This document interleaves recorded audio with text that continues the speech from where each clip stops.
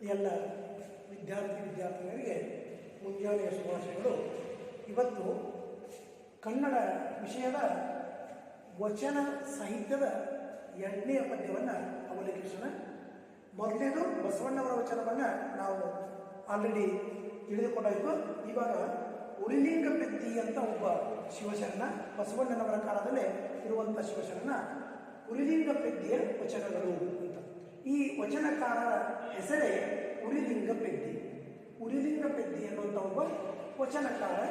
ಈ ವಚನಕಾರರ ವಚನಗಳನ್ನು ಇವತ್ತು ನಿಮ್ಮ ಪಠ್ಯಪುಸ್ತಕದಲ್ಲಿ ಕೊಡುವುದರಿಂದ ಅವುಗಳನ್ನು ನಾವು ಇವತ್ತು ಅಭ್ಯಾಸ ಮಾಡೋಣ. ಈ ಉರಿಲಿಂಗ ಪೆದ್ದಿಯ ಅಂಕಿತ ನಾಮ, ನಾನು ಆಲ್ರೆಡಿ ಹೇಳಿದ್ದೀನಿ, ವಚನಗಳಿಗೆ ತಮ್ಮದೇ ಆದ ಒಂದು ಅಂಕಿತ ನಾಮವನ್ನು ಕೊಟ್ಟು ಅದು ಸಮಾಜಕ್ಕೆ ಇದು ಯಾರು ಬರೆದಿರೋದು ಅಂತ ಗೊತ್ತಾಗಬೇಕಾದ್ರೆ ಅಂಕಿತ ನಾಮಗಳನ್ನು ಅಳವಡಿಸಿರ್ತಾರೆ. ಅದರಲ್ಲಿ ಉರಿಲಿಂಗ ಪೆದ್ದಿ ಪ್ರಿಯ ವಿಶ್ವೇಶ್ವರ, ಇದು ಈ ಹೆಸರು ಯಾಕೆ ಬಂತು ಅಂತ ನಾನು ಮುಂದೆ ಹೇಳ್ತೀನಿ. ಉರಿಲಿಂಗ ಪೆದ್ದಿ ಪ್ರಿಯ ವಿಶ್ವೇಶ್ವರ ಇವನು ಒಬ್ಬ ಮಹಾಶಿವಶರಣ.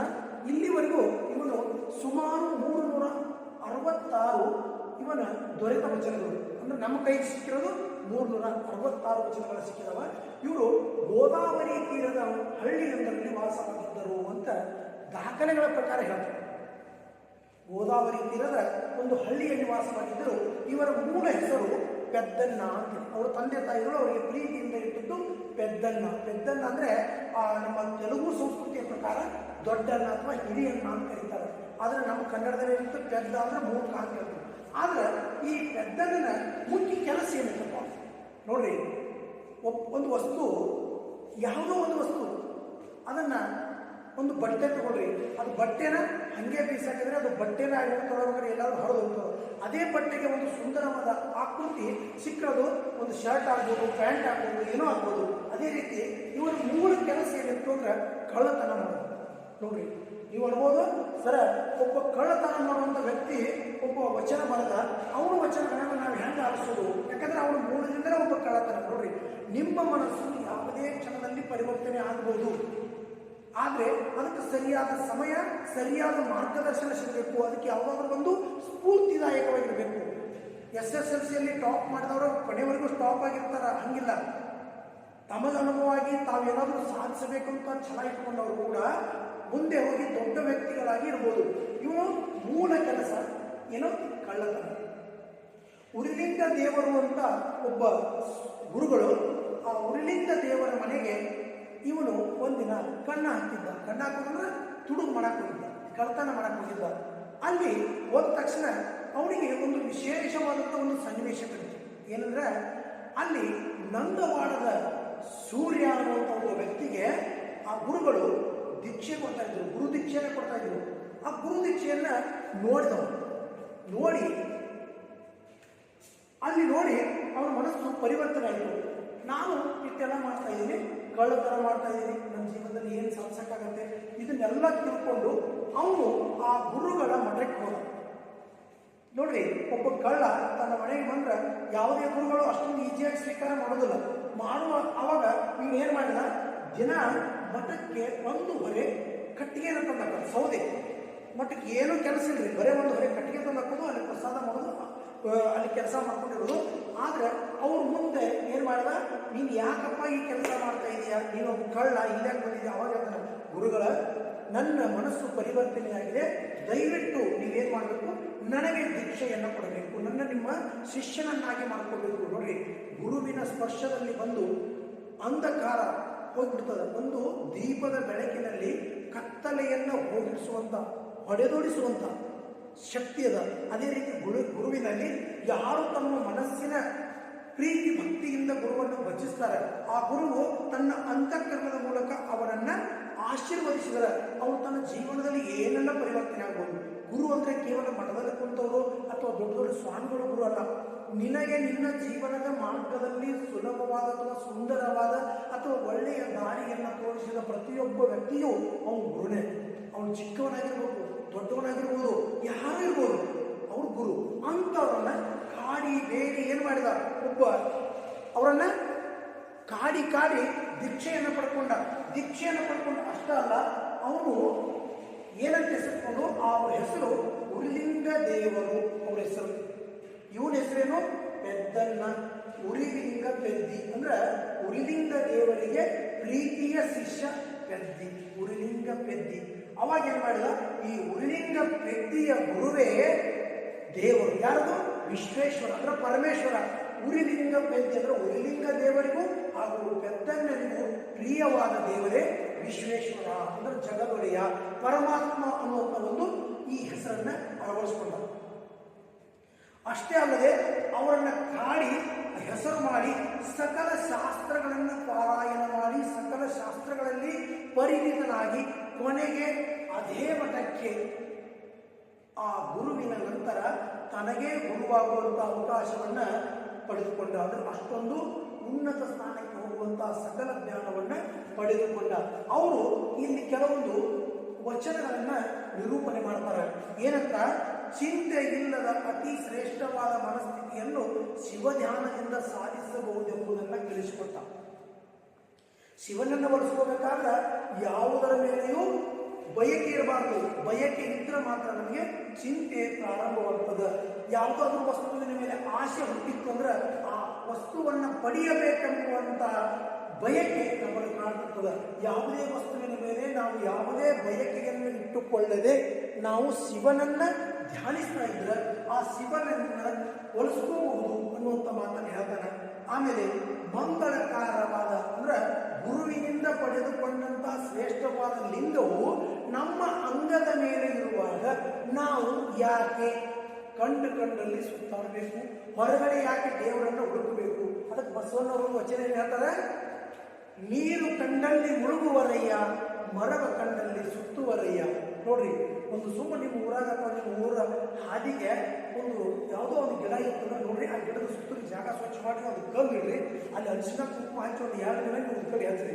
3ನೇ ದಿನಕ್ಕೆ ಬೈಕ್ನವ್ರ ಟ್ರಕ್ನವ್ರ ಎಲ್ಲರೂ ಅಲ್ಲಿ ನಿಂತು ಕಾಲು ಬಿಟ್ಟು ನಮಸ್ಕಾರ ಮಾಡಿ ಕಪಡ ಹಚ್ಚಿ ಮಾಡಿರ್ತಾರೆ. ಯಾಕಂದ್ರೆ ನಮ್ಮ ಮನಸ್ಸಿನ ಅಥವಾ ನಮ್ಮ ವಿಚಾರದಲ್ಲಿ ಅಂಧಕಾರ ಉಳ್ಕೊಂಡದ. ಪರಮಾತ್ಮನನ್ನ ಕಾಣುವಂತಹ ಮನಸ್ಥಿತಿ ನಮ್ಮಲ್ಲಿ ಇಲ್ಲ. ಸಾಕ್ಷಾತ್ ಪರಮಾತ್ಮನು ನಮ್ಮ ಮುಂದೆ ಸಾಕ್ಷಾತ್ಕಾರವಾದ್ರೆ ಅವನನ್ನು ನೋಡಲಿಕ್ಕೆ ನಮ್ಮ ಕಣ್ಣಿನ ಬೆಳಕು ಸಾಲುವುದಿಲ್ಲ. ಯಾಕಂದ್ರೆ ಈ ಬೆಳಕಿನ 1000 ಪಟ್ಟು ಶುಭ್ರವಾದ ಒಂದು ಪವರ್ಫುಲ್ ಲೈಟ್ ಇರ್ತದೆ. ಅದಕ್ಕೆ ಅದನ್ನು ಎಲ್ಲಿ ಕಾಣಬೇಕು?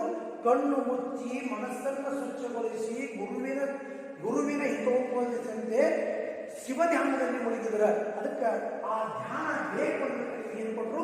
ಲಿಂಗವನ್ನು ಕೊಟ್ಟರು. ಗುರು ಕೊಟ್ಟ ಲಿಂಗವಂತ ಆ ಲಿಂಗವನ್ನ ಪರಿಶುದ್ಧ ಮನದಿಂದ ಅವನೇ ಪರಮಾತ್ಮ ಎಂದು ತನ್ನ ಅಂತರಾತ್ಮದಲ್ಲಿ ಅವರು ಪೂಜಿಸ್ತಾ ಇದ್ರೆ ಶಿವನನ್ನ ಪಡಿಬಹುದು. ಬೇರೆಯವರ ಚಿಂತೆ ಎಂಬುದನ್ನ ಬಿಡಬೇಕು. ಆಮೇಲೆ ಇನ್ನೊಂದೇನಾಗಣ, ಗುರು ಶ್ರೇಷ್ಠವಾದವರು. ಈಗ ಪರಿಸ್ಥಿತಿ ಎಲ್ಲ ಕೆಟ್ಟದ್ದು. ಗುರು ಶ್ರೇಷ್ಠವಾದವನು, ಶಿಷ್ಯ ಗುರುವಿನ ಅನುಯಾಯಿ. ಆದ್ರೆ ಗುರುವಿನಂತೆ ಶಿಷ್ಯ ವರ್ತನೆ ಮಾಡಿ ಶಿಷ್ಯನ ಜೊತೆ ಸೇರಿಕೊಂಡು ಗುರುನ ತನ್ನ ಚಿಕ್ಕತನವನ್ನು ತೋರಿಸ್ತಾ ಇದ್ರೆ ಆ ಗುರುವು ಏನನ್ನು ಸಾಧಿಸಕ್ಕೆ ಸಾಧ್ಯ ಇಲ್ಲ. ಗುರುವು ತನ್ನ ಅಳತೆಯಲ್ಲಿರಬೇಕು, ಶಿಷ್ಯ ತನ್ನ ಅಳತೆಯಲ್ಲಿರಬೇಕು. ಗುರು ತನ್ನ ಅಳತೆಯಲ್ಲಿದ್ದು ಬೋಧಿಸುವ ಶಕ್ತಿಯನ್ನು ಕಲ್ಪಿಸಿಕೊಳ್ಬೇಕು. ಶಿಷ್ಯ ತನ್ನ ಯೋಗ್ಯತೆಯಲ್ಲಿಟ್ಟುಕೊಂಡು ಆ ಗುರುವಿನ ಬೋಧನೆಯನ್ನು ಕೇಳಿ ತಾನು ಸಕಲ ಜ್ಞಾನದ ಪಾರಾಯಣ ಆಗುವಂತ ಶ್ರೇಷ್ಠತೆಯನ್ನು ಪಡ್ಕೊಂಡಿರಬೇಕು. ಅದಕ್ಕೆ ಹೇಳ್ತಾನೆ, ಘನತೆಯನ್ನು ಕಳ್ಕೋಬಾರದು ಅಂತ ಹೇಳ್ತಾನೆ. ಉರಿಲಿಂಗ ಪೆದ್ದಿಯ ವಚನಗಳು ನಿರೂಪಿಸ್ತಾವ. ಅದಕ್ಕೆ ಈ ಸಮಾಜ ಏನಾಗಿದಪ್ಪ ಅಂದ್ರೆ ಮೂಢರ ಸಂತೆ, ಮೂರ್ಖರ ಬಜಾರ. ಯಾರು ಏನ್ ಮಾಡ್ತಾರ? ನಮ್ಮ ಮೂರು ಸಾಹುಕಾರ ಯಾವ ಸ್ವಾಮಿಗಳ ಹತ್ರ ಹೋಗ್ಕಂಡ್ರಿ ಅವ್ರ ಸ್ವಾಮಿಗಳು ಪವರ್ಫುಲ್. ನಮ್ಮ ಮೂರು ಸಾಹುಕಾರ ಯಾವ ಸ್ವಾಮಿಗಳ ಮನೆಗೆ ಕಳಿಸ್ಯಾನ ಅದೋ ಸ್ವಾಮಿಗಳ ಕಡೆ ನಾವು ಹೋಗ್ಬೇಕು. ಇಲ್ಲ, ಅತ್ತ ಇತ್ತ ನೋಡದಂತೆ ಎಳವನ ಮಾಡಯ್ಯ ತಂದೆ ಅಂತ ಬಸವಣ್ಣ ಹೇಳಿದ್ರು. ನಾ ಆ ಕಡೆ ಕೂಡ ಹೋಗೋದು ಬೇಡಪ್ಪ ಪ್ರಭುವೇ, ನನ್ನ ಪುತ್ತಲ್ಲೇ ನಿಮಿಷ ಒಳ್ಳೆಯ ಜ್ಞಾನ ಮಾಡಿದೆ ಅಂತ ನಾನು ಹಣವ ಅಂದ್ರೇನು? ಪುಟ್ಟ ಕಾಲು ಎಳ್ಕೊತ ಹೋಗ್ತಾರಲ್ರಿ. ಸುತ್ತಿ ಸುಳಿದು ನೋಡದಂತೆ ಕುರುಡನ ಮಾಡಯ್ಯ, ಆ ಕಡೆ ಈ ಕಡೆ ಕಣ್ಣು ಆಡಿಸ್ಬಾರ್ದಾಗ ನನ್ನ ಕುರುಡನ ಮಾಡು. ಕದ್ದು ನುಡಿಯ ಕೇಳದಂತೆ ಕಿವುಡನ ಮಾಡಯ್ಯ ತಂದೆ. ನೋಡ್ರಿ, ಮನುಷ್ಯ ಯಾರೋ ಏನೋ ಮಾತಾಡ್ತಿರ್ತಾರೆ, ತಮ್ಮದು ವಿಚಾರ ಇರೋಲ್ಲ. ಈಗ ನೋಡಿ, ನೀವು ಪಾಠ ಕೇಳ್ತಿರ್ತೀರಿ, ನಾ ಇಲ್ಲಿ ಏನೋ ಹೇಳ್ತಿರ್ತೀರಿ. ಆ ಸಮಯದಾಗ ಯಾರೋ ಪಕ್ಕದ ಬೆಂಚಿನವ್ರು ಮಾತಾಡಿದ್ರೆ ನಿಮ್ಮ ಕಿವಿ ಆ ಕಡೆ ಇರ್ತಾವ. ಅದಕ್ಕೆ ಇದು ಘನರೂಪವಾದಂತಹ ಗುರುವಿನ ಸನ್ನಿಧಿಯಲ್ಲಿ ಲಘುವಾಗಿ ನೀವು ವರ್ತನೆ ಮಾಡಿಕೊಂಡು ಸಕಲ ವಿದ್ಯೆಯನ್ನು ಪಡೆಯುವಂತರಾದ್ರೆ ಸಮಾಜದಲ್ಲಿ ಅಥವಾ ನಿಮ್ಮ ಬಾಳಿನಲ್ಲಿ ಏಳಿಗೆಯನ್ನು ಕಾಣಬಹುದು ಅಂತ ಹೇಳ್ತಾರೆ. ಇಲ್ಲಿ ನೋಡ್ರಿ ವಚನಗಳನ್ನ ಹೆಂಗೆ ಹೇಳ್ತಾರ, ಸೂರ್ಯ ನಿಲ್ಲದೆ ಹಗಲುಂಟೆ ಅಯ್ಯ. ನೋಡ್ರಿ ರಾತ್ರಿ ಯಾರೇ ಹಗಲಂತಾರಲ್ರಿ, ಕತ್ತು ಬಿದ್ದಿರ್ತಂದ್ರೆ ಸೂರ್ಯ ಇಲ್ಲ, ಮೋಡ ಮುಸುಗಿತ್ತಂದ್ರೆ ಸೂರ್ಯ ಹೋಗಿರ್ತಾರ. ಅವಾಗೇನಂತೀರಿ, ಬಿಸಿಲು ಏನು ತೋಮರೆ ಒಂದು ವಾರದಿಂದ ಬಿಸಿಲನ್ನು ನೋಡಿಲ್ಲ. ಅದಕ್ಕೆ ಹೇಳ್ತಾರೆ ಸೂರ್ಯ ನಿಲ್ಲದೆ ಹಗಲುಂಟೆ ಅಯ್ಯ. ಅಯ್ಯ ಅನ್ನೋದು ಒಬ್ಬ ದೇವರನ್ನ, ದೊರೆ ಅಥವಾ ಒಬ್ಬ ಶ್ರೇಷ್ಠ ವ್ಯಕ್ತಿಯನ್ನ ನಾವು ಬೋಧಿಸುವಂತ ದೀಪ ಇಲ್ಲದೆ ಬೆಳಕುಂಟೆ ಅಯ್ಯ. ನೋಡ್ರಿ, ಅಯ್ಯ ಎಂದರೆ ಸ್ವರ್ಗ ಅಂತ ಹೇಳಿದೆ. ಅಯ್ಯ ಎಲ್ಲವೋ ಅಂದರೆ ನಾವು ಇದನ್ನು ಬರಿಬೋದು, ಸೂರ್ಯನಿಲ್ಲದೆ ಹಗಲಿದ್ದಕ್ಕೆ ನಾವು ನಂಬೋದಿತ್ತು. ಆದ್ರೆ ಆ ಮಾತಿನ ದಾಟಿ ನಮ್ಮನ್ನು ನರಕಕ್ಕೆ ತಗೊಂಡು ಹೋಗ್ತಾ. ಸೂರ್ಯನಿಲ್ಲದೆ ಹಗಲುಂಟೆ ಅಯ್ಯ, ದೀಪ ಇಲ್ಲದೆ ಬೆಳಕುಂಟೆ ಅಯ್ಯ, ಪುಷ್ಪವಿಲ್ಲದೆ ಪರಿಮಳವನ್ನರಿಯಬಹುದೇ ಅಯ್ಯ. ನೋಡ್ರಿ, ಸುಮ್ಮ ಒಂದು ಪೇಪರ್ ಕೊಟ್ಟ ನೋಡೋ ಗುಲಾಬಿ ಮಾಸ್ ಬರಾಕತ್ತೆ ನೋಡೋದು ನೋಡಕ್ ಸಾಧ್ಯ ಇಲ್ಲ, ಇಲ್ಲ ಅಂತ ಹೇಳ್ತೀನಿ. ಅದಕ್ಕೆ ಇಲ್ಲಿ ಪರಿಮಳ ವಾಸನೆ ಬರಾಕತ್ತಂದ್ರೆ ಎಲ್ಲೂ ಹೂ ಅಲ್ಲೇದ ಅಂತ ಹೇಳ್ತೀನಿ. ಸಕಲವಿಲ್ಲದೆ ನಿಷ್ಕಲವ ಕಾಣಬಾರದು. ನೋಡ್ರಿ, ನಿಷ್ಕಲ ಅಂದ್ರೆ ಪರಿಶುದ್ಧವಾದದ್ದನ್ನ ಕಾಣಬೇಕಾದ್ರೆ ನಮ್ಮಲ್ಲಿ ಎಲ್ಲ ಗುಣಗಳು ಇರಬೇಕು, ಸಕಲ ಗುಣಗಳು. ಕಲೆಯನ್ನ, ಅದರ ಕಲೆ ಅಂದ್ರೆ ಏನೋ ಕತ್ತಲನ್ನ ಹೊಡೆದೋಡಿಸುವಂತ ಗುಣಗಳಿರಬೇಕು. ಮಹಾಗಣ, ಅತಿ ಶ್ರೇಷ್ಠವಾದ ಪರಮಾತ್ಮ ಯಾರೇ? ಮಹಾಗಣ, ನಿರಾಳ, ಚಿಂತೆ ಇಲ್ಲದವ. ಒಂದೇದು ಅತಿ ಶ್ರೇಷ್ಠವಾದವಿರಬೇಕು. ನಿರಾಳ, ಪರಶಿವನಿಂದ ಲಿಂಗವು ತೋರಿತ್ತು. ನೋಡಿ, ಒಬ್ಬ ಅತಿ ಶ್ರೇಷ್ಠವಾದಂತಹ ಚಿಂತೆ ಇಲ್ಲ, ಅವನಲ್ಲಿ ಯಾವುದೇ ಭೇದವಾಗಿಲ್ಲ. ಇವ್ರಿಗೆ ಹೆಚ್ಚು ಕೊಡಬೇಕು, ಇವ್ರಿಗೆ ಕಡಿಮೆ ಕೊಡಬೇಕು ಇಲ್ಲ. ಯಾರಿಗೆ ಕೊಡ್ತಾನವ? ಯಾರು ಅತಿ ಪರಿಶುದ್ಧವಾದ ಮನಸ್ಸಿನಿಂದ ಭಕ್ತಿಯನ್ನು ಮಾಡ್ತಾರೋ ಅವರಿಗೆ ದೇವರಿರ್ತಾನೆ. ಮಹಾಗಣ, ನಿರಾಳ, ಪರಶಿವನಿಂದ ಲಿಂಗ ತೋರಿತ್ತು. ಉರಿಲಿಂಗ ಪಿದ್ದಿ ಪ್ರಿಯ ವಿಶ್ವೇಶ್ವರ. ಅವರಿಗೆ ನಾನು ಉರಿಲಿಂಗ ಪಿದ್ದಿಯ ಪ್ರಿಯರಾದ ಪೆದ್ದನ್ನ ಬರೆಯುವ ವಚನ, ವಿಶ್ವೇಶ್ವರ ನನಗೆ ಇದೆಲ್ಲ ಸೂರ್ಯ ಇಂದ ಹಗಲು ಕಾಣಕ್ಕೆ ಸಾಧ್ಯ ಇಲ್ಲ, ದೀಪದಿಂದ ಬೆಳಕ ನೋಡಕ್ಕೆ ಸಾಧ್ಯ ಇಲ್ಲ, ಒಂದು ಪುಷ್ಪ ಇಂದ ಪರಿಮಳ ಸರಿಯಾಗಿ ಸಾಧ್ಯ ಇಲ್ಲ. ಸಕಲ ಇರಬೇಕು. ಅದರ ನನ್ನಲ್ಲಿ ಇರಬೇಕು ಕತ್ತಲ. ಯಾರು ಕೆಟ್ಟ ಇದ್ದ ಜನರೊಳಗೆ ಮಾತ್ರ ಒಬ್ಬ ಪರಿಶುದ್ಧವಾದ ವ್ಯಕ್ತಿಯನ್ನು ನಾವು ಕಾಣಬಹುದು. ಎಲ್ಲರೂ ಪರಿಶುದ್ಧ ಇದ್ದರೆ ಎಲ್ಲಿ ಬೆಲೆ ಕಟ್ತಿರ್ತಾರೆ. ಕೆಟ್ಟ ಅದಾರ ಚಲೋ ಇದ್ದಾಗ ಬೆಲೆ ಬರ್ತದೆ. ಮಹಾಗಣ, ನಿರಾಳ, ಶಿವನಿಂದ ಲಿಂಗವು ತೋರಿತ್ತು. ಉರಿಲಿಂಗ ಪಿದ್ದಿ ಪ್ರಿಯ ವಿಶ್ವೇಶ್ವರ ಅಂತ ಹೇಳ್ತಾರೆ. ಇನ್ನೊಂದರಲ್ಲಿ ನೋಡಿ, ನಿಷ್ಕಲವನ್ನ ಪರಿಶುದ್ಧ, ಮಹಾಗಣನ ಅತಿ ಶ್ರೇಷ್ಠವಾದ, ನಿರಾಳ ಅಂದ್ರೆ ಚಿಂತೆ ಇಲ್ಲದವ. ಪರುಷ ಅಂದ್ರೆ ಗಂಡಸು.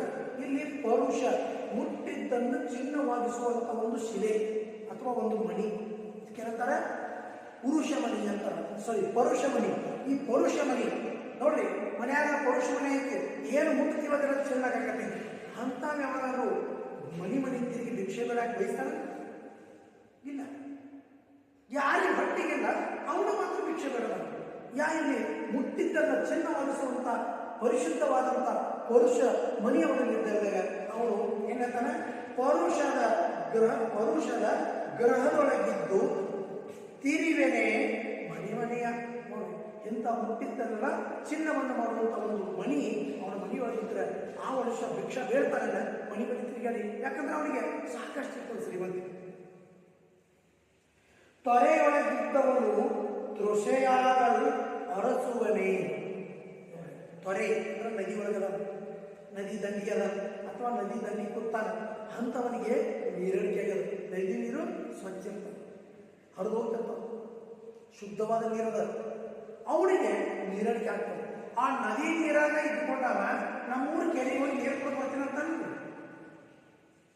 ಅಂತಾನ ಇಲ್ಲ. ಹಂಗ ತೊರೆಯೊಳಗಿದ್ದವನು ತೃಷೆಯಾಗಲು ಅರಸುವನೇ ಕೆರೆಯ ಉದಕವ. ನೋಡಿ, ತೀರವನ್ನು ಬಿಚ್ಚಿ, ತೊರೆ ಅಂದ್ರೆ ನದಿಯಲ್ಲಿ ಅಥವಾ ನದಿ ದಡದಲ್ಲಿ ಇದ್ದವನು ತೃಷೆಯಾಗಲು ಬಾಯಾರಿಕೆಯಾಗಲು ಅರಸುವನೇ ಬಯಸ್ತಾನೆ. ಕೆರೆಯಲ್ಲಿ ನೋಡಿ, ನಮ್ಮೂರ ಕೆರೆ ಇತ್ತು, ಬಳಿದಲ್ಲಿ ಕುಟ್ಕೊಂಡು ಯಾರಾದ್ರೂ ಆ ಹೊಲಸು ಕುಡಿಯಕ್ಕೆ ಹೋಗ್ತಾರೇನ್ರಿ. ಉದಕವ ನೀರು. ಮಂಗಲ ಲಿಂಗ ಅಂಗದ ಮೇಲಿದ್ದು. ಏನು ಹೇಳಿದ್ರಿ, ಪರಿಶುದ್ಧವಾದ ಪರಮಾತ್ಮನ ಸ್ವರೂಪವಾದಂಥ ಗುರುವಿನಿಂದ ದೀಕ್ಷೆಯನ್ನು ಪಡೆದಂಥ ಮಂಗಳಕರವಾದ ಲಿಂಗ ಅಂಗದ ಮೇಲಿರಲು. ಅನ್ಯ ಲಿಂಗಗಳ ನೆನೆವನೇ ಉರಿಲಿಂಗ ಪೆದ್ದಿಪ್ರಿಯ ವಿಶ್ವೇಶ್ವರ. ನೋಡ್ರಿ, ನನ್ನ ಹತ್ರ ಗುರು ಕೊಟ್ಟಂತ ಶ್ರೇಷ್ಠವಾದ ಲಿಂಗ ಇರುವಾಗ ನಾನ್ಯಾಕೆ ಬೀದಿ ಬೀದಿ ಬೀದಿ ಇರುವಂತ ಗುಡಿಗಳನ್ನ ಸುತ್ತಿ ನಮಸ್ಕಾರ ಮಾಡಕ್ಕೆ ಸಾಧ್ಯ ಐತನ? ನನಗೆ ಇದೇ ಪರಮಾತ್ಮ, ಇದೇ ನನಗೆ ಸರ್ವಶ್ರೇಷ್ಠ ಅಂತ ಹೇಳ್ತಾನೆ. ಉರಿಲಿಂಗ ಪೆದ್ದಿಪ್ರಿಯ ವಿಶ್ವೇಶ್ವರ. ಇನ್ನು ಕೊನೆಯ ಪದ್ಯದಲ್ಲಿ ಒಂದು ಮಾತನಾಡ್ತಾನೆ. ಏನು? ಲಘು. ಲಘು ಗುರುವಪ್ಪನೆ. ನೋಡ್ರಿ, ಮಗ ಯಾವತ್ತಿದ್ರು ಮಗ. ಲಘು ಅಂದ್ರೆ ಏನು? ಚಿಕ್ಕದು ಅಥವಾ ಶಿಷ್ಯ. ಶಿಷ್ಯ ಯಾವತ್ತೂ ಗುರು ಆಗಕ್ಕೆ ಸಾಧ್ಯ ಇಲ್ಲ. ಗುರು ಯಾವತ್ತೂ ಶಿಷ್ಯನಾಗಕ್ಕೆ ಸಾಧ್ಯ ಇಲ್ಲ. ಯಾಕಂದ್ರೆ ಅವರವರ ಸ್ಥಾನವಿದೆ. ನಾನು ಲೆಕ್ಚರ್ ಹೇಳುವಾಗ ಸರ್ ನೀವೇನು ಹೇಳ್ತೀರಿ, ನಾ ಏನು ಬಂದು ಹೇಳ್ತೀನಿ ಅಂತ ನೀವು ನಾನು ಇಲ್ಲಿ ಕೂತ್ರ ಅದು ಸರಿಯಾದ ಮಾರ್ಗ ಅಲ್ಲ. ಗುರು ಗುರುವಾಗಿರ್ಬೇಕು, ಲಘು ಲಘುವಾಗಿರ್ಬೇಕು. ಗುರು ಲಘುವಪ್ಪನೇ. ನೋಡ್ರಿ, ಗುರು ಅಂದ್ರೆ ದೊಡ್ಡ ಅಥವಾ ಬೋಧಿಸುವಂತ ಒಬ್ಬ ವ್ಯಕ್ತಿ ಶಿಷ್ಯನಾಗಿ ಚಿಕ್ಕವನಾಗಿ ಬರ್ತಾರೆ ಸಾಧ್ಯತನ. ಶ್ರೀ ಗುರು ಲಘು ವರ್ತನದಲ್ಲಿ ವರ್ತಿಸಿದರೆ ಆಗದು ಆಚಾರ. ನೋಡ್ರಿ, ಶ್ರೀ ಗುರು ಅಂದ್ರೆ ಶ್ರೇಷ್ಠವಾದಂತಹ ಒಬ್ಬ ಗುರು ಲಘುವಾಗಿ ಅಥವಾ ಶಿಷ್ಯನೊಂದಿಗೆ ಕೂಡಿ ಅಲ್ಲಿ ಚೇಂಜ್ ಮಾಡ್ಕೊಂಡು ಶಿಷ್ಯರ ಮತ್ತೆ ಅವ್ರ ಜೊತೆ ಎಂಜಾಯ್ ಮಾಡ್ತೀನಿ ಅಂತ ಹೇಳಿದ್ರೆ ಅದು ಆಗದು ಆಚಾರ. ಅದು ನಡತೆ ಸರಿಯಲ್ಲ. ಆ ಆಚಾರ ನಡತೆ ಸರಿಯಲ್ಲ. ಶ್ರೀ ಗುರು ಲಿಂಗ ಜಂಗಮ ಪ್ರಸಾದವನ್ನು. ನೋಡ್ರಿ, ಗುರುವನ್ನ, ಲಿಂಗವನ್ನ, ಜಂಗಮವನ್ನ ಮತ್ತು ಗುರುವಿನ ಪ್ರಸಾದವನ್ನು ತಾನೇ ಲಘು ಮಾಡಿ, ಅಂದ್ರೆ ಅದನ್ನು ತಿರಸ್ಕರಿಸಿ, ಅದಕ್ಕೆ ಚಿಕ್ಕದಾಗಿ ನೋಡಿ, ಅದಕ್ಕೆ ಯಾವುದು ಕಿಮ್ಮತ್ತು ಕೊಡದೆ ನಾನು ಬದುಕಿದ್ರೆ ತಾನೇ ಲಘು ಮಾಡಿ ಲಘುವಾಗಿರಯ್ಯ. ನಾನು ಇನ್ನಷ್ಟು ಕೆಳಮಟ್ಟಕ್ಕೆ ಹೋಗ್ತೀನಿ. ನಾನು ಸಮಾಜದಲ್ಲಿ ಯಾವ ಸ್ವಾಮಿಗಳಿಗಾಗಲಿ, ಯಾವ ಗುರುಗಳಿಗಾಗಲಿ, ಯಾವುದೇ ಒಂದು ದೇವರಿಗಾಗಲಿ ಅಥವಾ ನನ್ನ ಅಂತರಾತ್ಮಕ್ಕಾಗಲಿ ನಾನು ಸರಿಯಾಗಿ ಬೆಲೆ ಕೊಟ್ಟು ಅದರಂತೆ ನಡೀಲಿಲ್ಲ ಅಂದ್ರೆ ನಾನು ಏನಾಗ್ತೀನಿ? ಸಮಾಜದಲ್ಲಿ ಎಲ್ಲರಿಗಿಂತಲೂ ಕಸಕ್ಕಿಂತ ಕೀಳಾಗ್ತೀನಿ. ಉರಿಲಿಂಗ ಪೆದ್ದಿಪ್ರಿಯ ವಿಶ್ವೇಶ್ವರ ಅಂತ ಹೇಳ್ತಾನೆ. ನೋಡ್ರಿ,